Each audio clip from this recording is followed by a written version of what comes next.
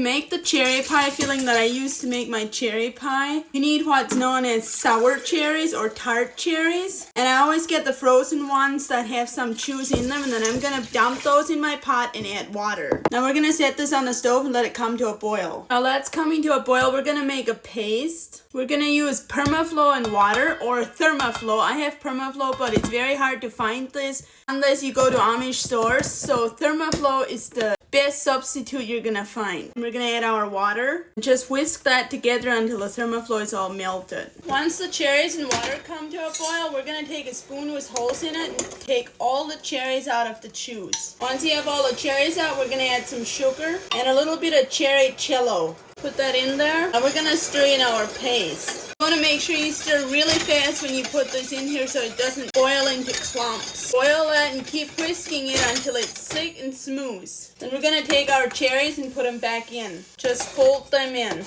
Now we're gonna add a little bit of salt. Remember, salt brings out the flavor. And some cinnamon, because cinnamon in cherry filling is actually pretty good. Then we're gonna add vanilla too. And gently stir that in. Once you have all of that mixed in, you wanna taste it and make sure it has sugar the way you want it to be. This is what mine looks like. I'm gonna let this cool off. And this is how it looks once it's cooled off. It gets a little thicker yet. This is one of my recipes in my Amish cookbook if you click the link on my profile. Enjoy!